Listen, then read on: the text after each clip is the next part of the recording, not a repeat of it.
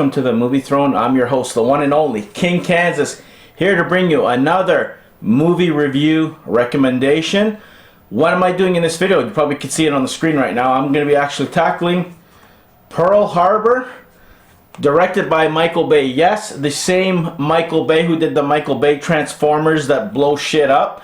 The only difference is it made totally sense in this movie.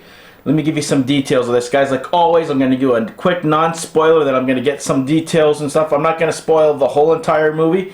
That's for you guys to actually listen to me after you hear the non-spoilers and pop the damn thing in for yourself to watch. Anyways, it came out May 21st, 2001, directed by Michael Bay. It's about 2 hours and 52 minutes. Man, I seem to be picking these long-ass movies, man. Almost 3 hours long each one. This cast alone, if this doesn't get you to watch this movie, guys, then I don't know what the hell will. It's almost 19 years old. I can't believe it's 19 years old. You know, it doesn't feel dated at all. So anyways, Ben Affleck, Kate Beckinsale, Josh Hartnett, William Lee Scott, Ewen Bremner, he played in Wonder Woman, just in case, Jaime King, Catherine Kellner, Jennifer Garner, which I totally forgot, John Voight as President Roosevelt, Cuba Gooding Jr., Michael Shannon, yes, Zod's in it, Matthew Davis, Mako, John Fujioka, Cary-Hiroyuki Tagawa, he's playing Memoirs in the Geisha and stuff like that, Japanese actors, Colm Feore, Canadian man, love him, he's an amazing actor, Dan Aykroyd, another Canadian boy, William Fichtner, he played in the second Ninja Turtles, he also played in Prison Break, he was the FBI agent who's chasing after Schofield. Anyways, Steve Rankin, Brian Haley, David Hornsby, Scott Wilson, Graham Beckel, Sara, and of course, my man, which is a surprise to me, Tom Sizemore. He makes every single movie that damn good. Guys, if you love American history, you're going to totally love this. Like I was saying earlier, this movie doesn't feel dated. I was a little bit worried at the beginning because always when you do it, forget it. If you were watching this on Blu-ray, it would definitely feel, on DVD, it will definitely feel dated because it got upgraded and like I guess the images and the pictures and all that shit got updated because of Blu-ray. It looks good. It even sounds amazing. You know, nothing like the Atmosphere, whatever Atmos digital thing we have right now, but it's great. The actors are amazing. I love the fact, I know people are going to hate on this, oh, Pearl Harbor, what are you talking about? It is Michael Bay's one of his best films that he's done. Trust me, Jerry Bruckheimer had his hands in it too. I love the fact that it wasn't just straight history because it would be a damn bore for 2.5 hours. They added a little personal touch to it by adding Kate Beckinsale's character, Ben Affleck's and Josh Hartnett's character, which was amazing. It kind of intertwined the two friends who kind of like, in a sense, this is not spoilers, fall in love with the same girl, and then shit happens through the movie. You can see the first attack, you know, the Japanese attacking the Americans and how that went down. You kind of felt for them. The action in this is amazing, like the explosions, the attack on Pearl Harbor, when it goes down, holy shit, it's like non-stop action. It's like a roller coaster ride of emotions, guys. It's like you're getting used to these people, and then all of a sudden that person's gone, and then that person's back again, and then these two people are together, and then it's like, are they going to be together again? It was one of those up and down, like I said, and even the ending, oh my god, that broke your heart. You know, the two friends and stuff, it's kind of like how you would think that you and a friend would go into war with, kind of thing. That's who will have your back, and this is kind of that kind of film. So if you're looking for something a little bit towards American history, add a little personal touch, a lot of Michael Bay action, you got in this film. Okay, so that's the non-spoiler. Spoilers, here we go. Holy shit, I love the way that Michael Bay not only went for all the explosions and all that shit that's typical fashion. There was like a heart to the story. It was two friends who grew up on the farm, wanted to be pilots. They ended up joining the army back in the 40s during almost World War II. John Voight plays President Roosevelt.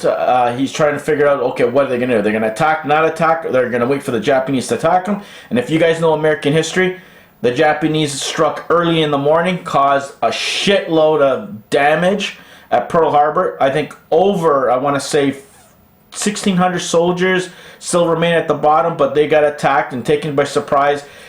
I apologize if I'm getting the numbers wrong, but it was a lot of American casualties. taken by surprise. The hospitals got attacked and all that. Kate Beckinsale is a nurse that they meet. The two brothers kind of like fall for the same girl, but not at the same time. It's Ben Affleck's character who finds her, falls in love, goes on to fight earlier in the war. He helps the Brits because he wants to contribute earlier. He doesn't want to take it easy. So he ends up going, shoots down a whole bunch of shit. He's amazing. But unfortunately, your luck could only run for so long. He gets shot down. He's been writing letters to Kate Beckinsale's character back and forth, and all of a sudden it stopped. And then, of course, he told Josh Hartnett's character that Rafe is Ben Affleck's character's name, and Danny is Hartnett's.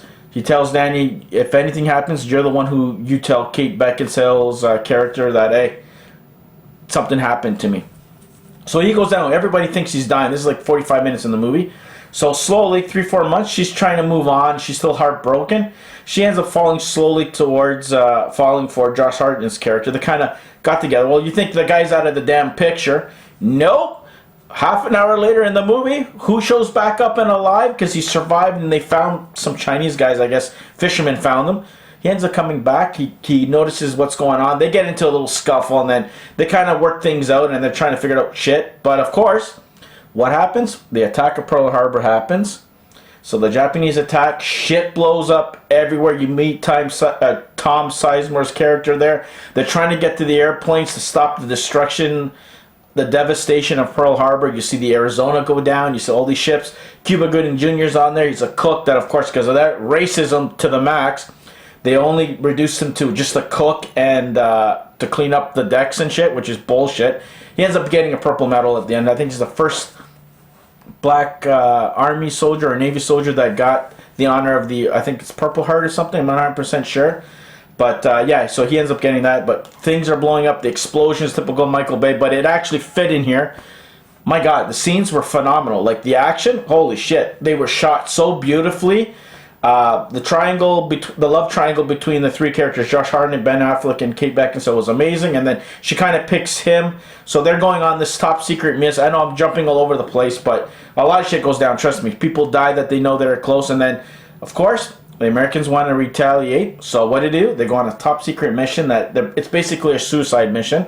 And Ben Affleck's character didn't want him to go because he knew what kind of mission this could be, and he might not be able to return back, knowing that he's going to be a father. His friend's going to be a father to Kate Beckinsale's character, but they still go. And what happens? Shit hits the fan. It goes south quickly. They crash land, and Danny sacrifices himself. They were ready to get taken to a thing and maybe get shot. So Danny jumps in front of Ben Affleck's character, Rafe, takes a couple of bullets, and the poor guy was told he's going to be a father, and he goes, no, now you will. So he kind of tells him, hey, now it's your job since I'm not there anymore. So he kind of returns the favor for sticking up for him early in the film. They're very close. They might be friends, but they're brothers, right? So he died. And then, of course, they arrive at the airport, and poor Kate Beckinsale and all the women that are waiting with their kids to see who's coming off this airplane that arrived. And they see she sees Ben Affleck. She kind of smiles at, oh, cool. So if he's alive, if Rafe's alive, then Danny's alive. Nope. Ben Affleck turns around and he pulls out that casket, and holy shit, man. Not only did it break her heart, it broke the king's heart too. And I'm not the guy who usually gets emotional, but that got you because that's his buddy that he's bringing back to her. And then, yeah, it was just unreal. Sad, but she still went for the guy she originally went for. She ends up settling down with Ben Affleck, going back on the farm, raising his buddy's kid with Kate Beckinsale's character, takes him up to fly and just smiles and shit. And that's pretty much how it ends, guys. It's, like I said, 2 hours and 52 minutes long, but it didn't feel like that. The action's good.